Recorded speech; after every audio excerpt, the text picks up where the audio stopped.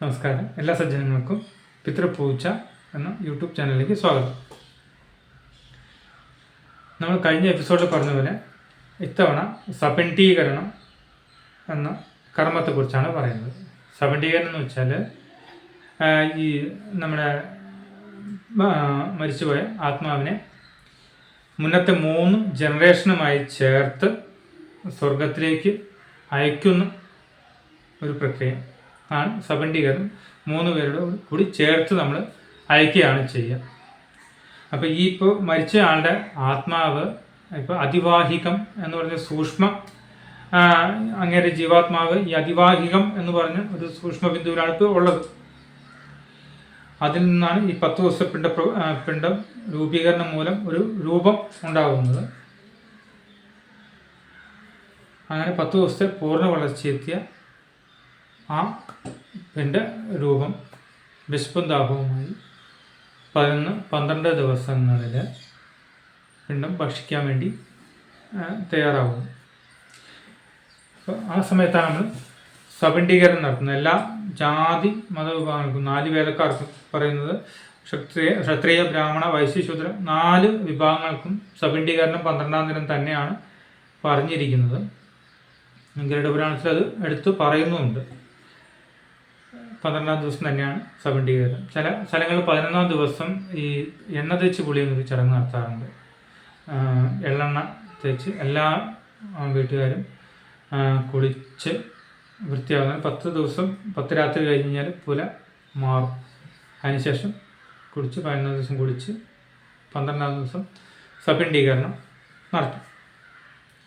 സപിണ്ഡീകരണ ദിവസം ഈ പറഞ്ഞ പോലെ ചെയ്യുന്നത് എന്തിനാണെന്ന് വെച്ചാൽ നമ്മുടെ അന്നത്തെ ഈ ആത്മാവ് ഈ മരിച്ചുപോയ ആളുടെ ജീവാത്മാവ് ഭൂമി വിട്ട് സ്വർഗത്തിലേക്ക് പോകാൻ അന്ന് നമ്മൾ ചേർത്ത് പറഞ്ഞു വിടുന്ന ദിവസമാണ്. അല്ല എങ്കിൽ 13-ാം ദിവസം യമദേവൻ്റെ കിങ്കരന്മാർ വന്ന് അദ്ദേഹത്തെ കുരങ്ങിനെ പോലെ കെട്ടിയിട്ട് പിടിച്ചുകൊണ്ട് പോകും എന്നും ഗരുഡപുരാണത്തിൽ പറയുന്നുണ്ട്. നമ്മൾ 12-ാം ദിവസം തന്നെ യമകിങ്കരന്മാരോട് കൂടി പിതൃക്കളോടുകൂടി അദ്ദേഹത്തെയും പിതൃരൂപത്തിലേക്ക് മാറ്റുകയാണ് അന്നത്തെ കർമ്മം ചെയ്യുന്നത്. സപിണ്ഡീകരണം ചെയ്ത് അദ്ദേഹത്തെ സ്വർഗത്തിലേക്ക് വിടുന്നു. അദ്ദേഹം അന്നത്തെ യാത്ര ആരംഭിക്കുന്നു. യമമാർഗത്തിലേക്കുള്ള യാത്ര.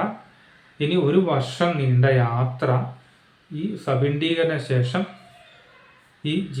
ഈ ആത്മാവ് യമലോകത്തിലെത്തുന്നത് വരെ തുടരുന്നു. അതിന് ഓരോ മാസം ഓരോ സ്റ്റേയും ഉണ്ട്. 12 മാസബലിയും വരുന്നു. ഈ നമ്മളിപ്പോൾ നടന്ന് ക്ഷീണിച്ചാൽ എവിടെയെങ്കിലും ഇരിക്കുന്നു എന്ന് പറഞ്ഞ പോലെ ഓരോ മാസം അതായത് ആ മരിച്ച തിഥിയിൽ സ്റ്റേ ഉണ്ടെന്ന് പറയാറുണ്ട്. ആ തിഥിക്ക് നമ്മൾ ബലി നൽകാറുണ്ട്, മാസബലി. അത് അന്ന് തിലോദകം നൽകും. അപ്പോൾ അതിനൊന്നും ഇന്നത്തെ കാലഘട്ടങ്ങളിൽ സമയമുണ്ടോ എന്നൊന്നും പറയാൻ പറ്റുകയില്ല. അപ്പം അതും കൂടി അതിൻ്റെ പ്രായശ്ചിത്വം കൂടി നമുക്ക് വാർഷിക ബലിക്ക് ചെയ്യാൻ പറ്റും. അല്ലെങ്കിൽ ഇത് അന്നത്തെ ദിവസം സാധാരണ ആ ഓർമ്മയുണ്ട് അന്ന് അമ്പലത്തിൽ വഴിപാടായിട്ട് കൊടുക്കുകയോ അപ്പം അന്ന് നമ്മൾ പ്രത്യേകം ഒരു പാത്രത്തിൽ പിണ്ടം പോലെ വെച്ച് കാക്കയ്ക്ക് കൊടുക്കുകയോ ചെയ്യാം.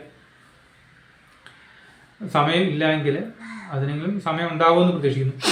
അപ്പം ഇതൊരു മാസബലി നടത്താറുണ്ട്. എന്തിനാണെന്ന് വെച്ചാൽ അടുത്ത സ്റ്റെപ്പ് വയ്ക്കാനുള്ള ഊർജ്ജമായിട്ടാണ് കണക്കാക്കുന്നത്. ഓരോ മാസം ഓരോ സ്റ്റേ വരുന്നുണ്ട്. ആ സ്റ്റേ അന്ന് ആ മാസം കഴിക്കുന്ന ആ ഫുഡിൻ്റെ ആ ഊർജ്ജം വെച്ച് അടുത്ത മാസത്തേക്ക് നടക്കും. അങ്ങനെ നടന്നു വരുന്നു. 12-ാം മാസമാകുമ്പോൾ സ്വർഗവാതിൽ എത്തിച്ചേരും. പിന്നെ വാർഷിക ബലി നടത്തുന്നതോടെയാണ് ആൾ സ്വർഗത്തിലേക്ക് പിതൃവായിട്ട് പിന്നെ കണക്കാക്കപ്പെടും. അതുവരെ പ്രേത രൂപത്തിൽ നിൽക്കുന്ന ആ ആത്മാവ് പിന്നീട് പിതൃരൂപത്തിലേക്ക് മാറുകയാണ്. പിതൃക്കൾ എന്ന് വെച്ചാൽ ദേവതുല്യരാണ്. അപ്പം ദേവതുല്യത്തിലേക്ക് നമ്മൾ 1 വർഷത്തെ വാർഷിക ബലിയോടുകൂടി അദ്ദേഹത്തെ ദേവതുല്യരാക്കി മാറ്റുന്ന ചടങ്ങ് ഈ സപിണ്ഡീകരണം തൊട്ട് വാർഷിക ബലി വരെ നമ്മൾ തുടങ്ങുന്നു. അതൊരു പ്രേതരൂപത്തെ പിതൃവാക്കി മാറ്റുന്ന കർമ്മമാണ് സപിണ്ഡീകരണം. 3 ജനറേഷനോട് ചേർത്ത് വയ്ക്കുന്ന കർമ്മം.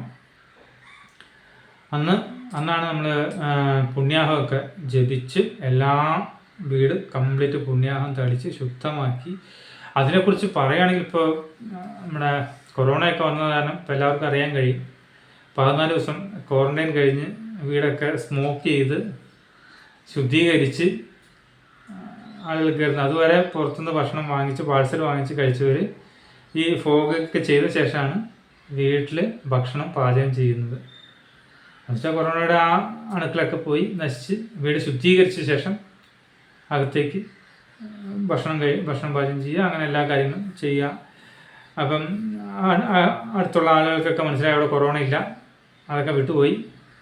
ഇപ്പോൾ സുഖമായിട്ട് വീട്ടിൽ ചെല്ലാം, അവിടെ നിന്ന് ഭക്ഷണം കഴിക്കാം, വെള്ളം കുടിക്കാം, അവരോട് സംസാരിക്കാം. ഇതൊക്കെ ഇപ്പോൾ നമുക്ക് മനസ്സിലാവുന്നത് ഇതോടുകൂടിയാണ്. അല്ലെങ്കിൽ അറിയാം അടുത്ത വീട്ടിൽ കൊറോണ ഉണ്ടെങ്കിൽ അവിടെ നിന്ന് അനക്കമില്ല, മറ്റേ പാഴ്സലുകാരും വരുന്നുണ്ട്, പാഴ്സൽ കൊണ്ട് കൊടുക്കുന്നുണ്ട്, അവിടെ കൊറോണയാണ് എന്നൊക്കെ പറയും. അതേ ഇത് തന്നെയാണ് അത് നമ്മൾ പുരാതനമായ മഹാന്മാർ അന്നേ ഇത് എല്ലാം കണ്ടുവച്ചിട്ടുള്ള കേസ് ആയിട്ടാണ്. ഇത് തന്നെയാണ് സെയിം ഈ പറയുന്ന ക്വാറന്റൈൻ എന്ന് പറയുന്നത്.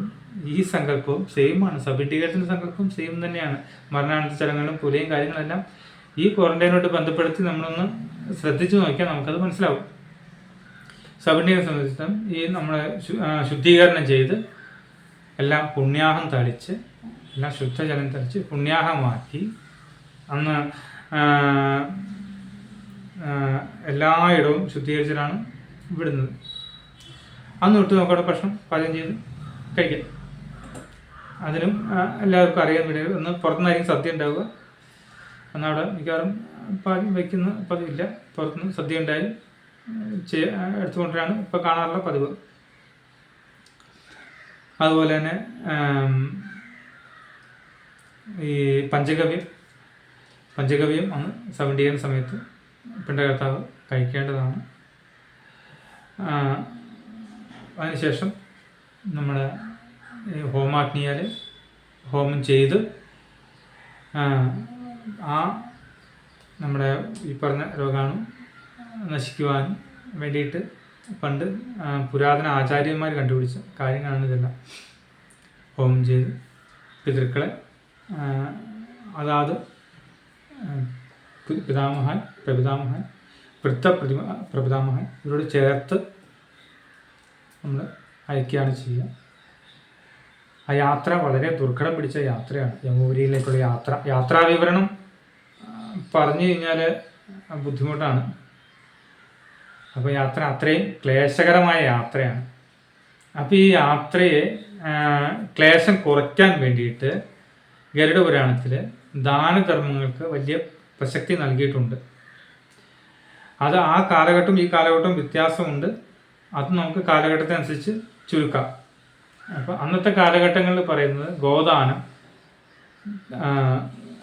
സ്വർണം, ഭൂമി, അതുപോലെ ഉള്ള ശയ്യ, വിശറി, പാതുകം, എണ്ണ, കമണ്ടലു, നെയ്വിളക്ക്, അതായത് ഇരുട്ടത്ത് കാഴ്ച കാണാൻ വിളക്ക്, അന്ന് ടോർച്ചില്ലാത്തന്നെ വിളക്ക്, കാലിൽ മെതിയടി, മുള്ള് നിറഞ്ഞ പ്രദേശങ്ങളിൽ പോകുമ്പോൾ മെതിയടി, ശയ്യ ദാനം ചെയ്യുന്നത് വെച്ചാൽ കുതിരപ്പുറത്ത് ആത്മാവ് സഞ്ചരിക്കുന്ന പറയാം ശയ്യ ദാനം ചെയ്താൽ.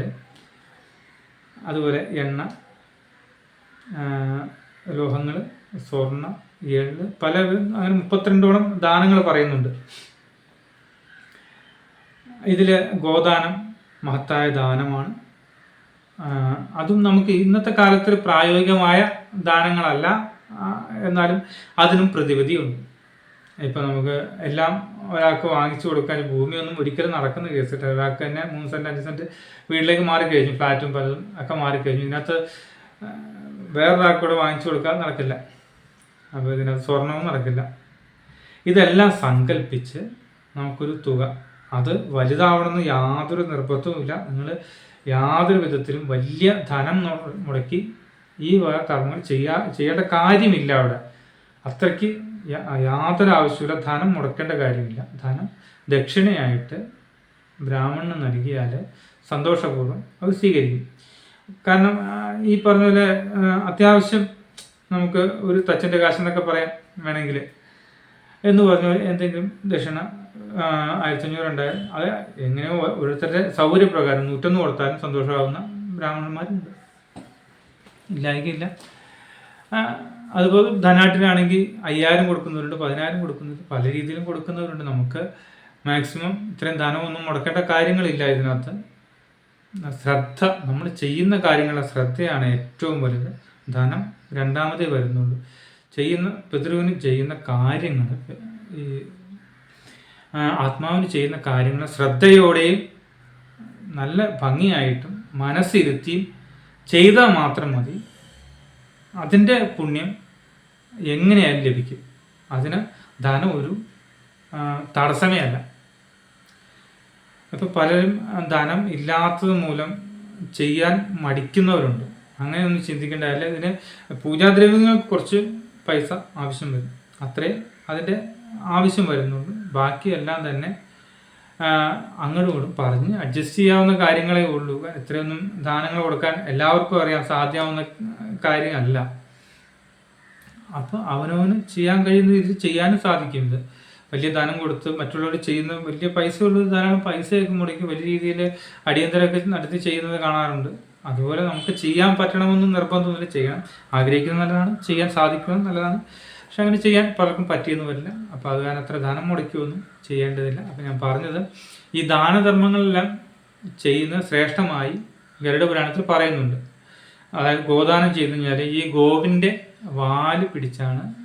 വൈതരണി നദി എന്ന് കേട്ടിട്ടുണ്ടാവും. വൈതരണി നദി വളരെയധികം ദുർഘടം പിടിച്ചതാണ്. അതിനെക്കുറിച്ച് പറയുക എന്ന് പറഞ്ഞാൽ തന്നെ വിഷമകരമാണ്. അപ്പോൾ ആ നദി തരണം ചെയ്യാൻ വേണ്ടി ഗോദാനത്തിൻ്റെ പുണ്യമുണ്ടെങ്കിൽ, അല്ലെങ്കിൽ ഗോവിനെ മനസ്സിൽ ധ്യാനിച്ച്, ഇപ്പോൾ പ്രേതാത്മാവിൻ്റെ മുമ്പിലും ഹൃദയത്തിലും പുറകിലും ഞങ്ങൾ സംരക്ഷിക്കണമേ എന്ന് പറഞ്ഞ് പ്രാർത്ഥിച്ചാണ് നമ്മൾ ആത്മാവിനെ വിടുന്നത്. ഗോമാതാവ് എന്ന് പറയുന്നത് ഇപ്പോൾ മഹാവിഷ്ണു പറയുന്ന 14 ലോകവും ഈ ഗോവിൻ്റെ ഓരോ അംഗങ്ങളിലും ഉണ്ട്. നാരായണന് പ്രിയപ്പെട്ടതാണ് ഗോവ്.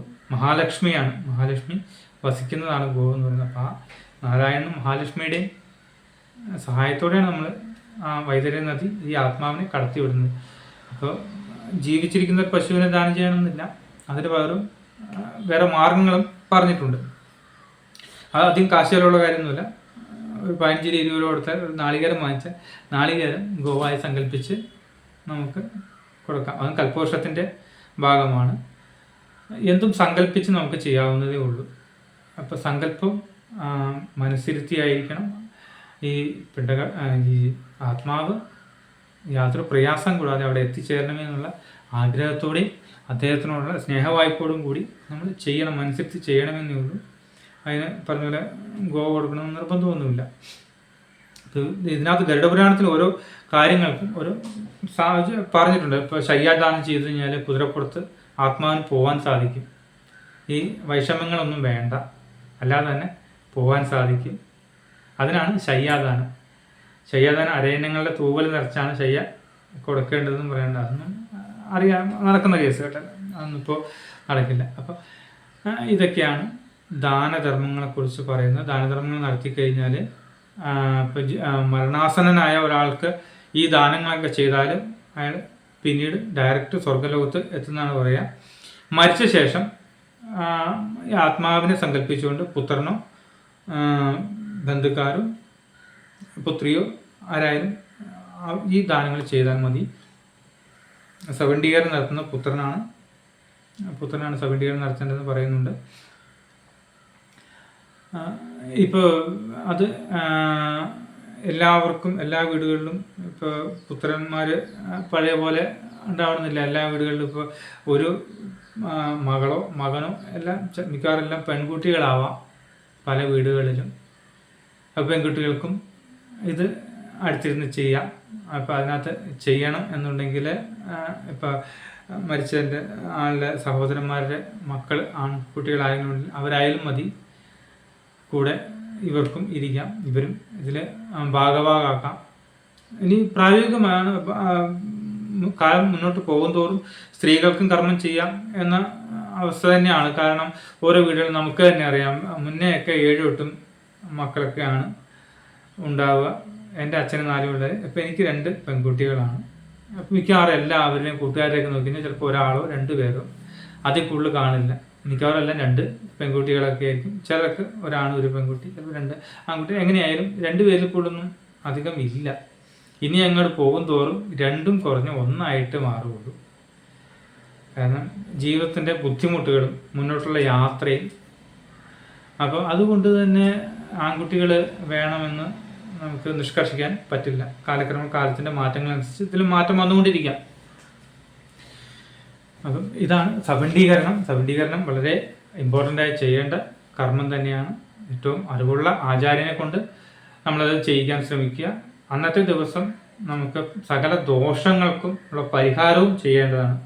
അന്നായിരിക്കും നമ്മുടെ ബലിനക്ഷത്ര ദോഷം, പിണ്ടനൂർ ദോഷം, അകനാൾ ദോഷം, കരിനാൾ ദോഷം, വസുപഞ്ചക ദോഷം എന്നെല്ലാം പറഞ്ഞ് ദോഷങ്ങളുണ്ട്.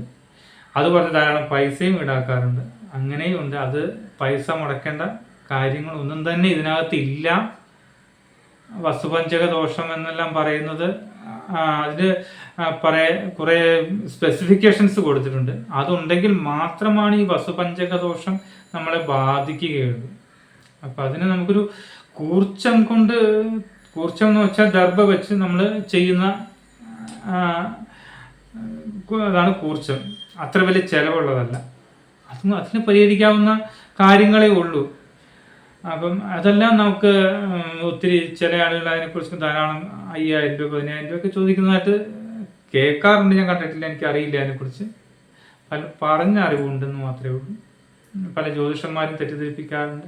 നല്ല ജ്യോതിഷന്മാർ ഒരിക്കലും തെറ്റിദ്ധരിപ്പിക്കില്ല കേട്ടോ, അത് ഞാൻ പറഞ്ഞേക്കാം. അതിൽ 100-ൽ 1-2 ആളുകൾ ഉണ്ടാവാം, തെറ്റിദ്ധരിപ്പിക്കുന്നവരൊക്കെ ഉണ്ടാവാതിരിക്കാം.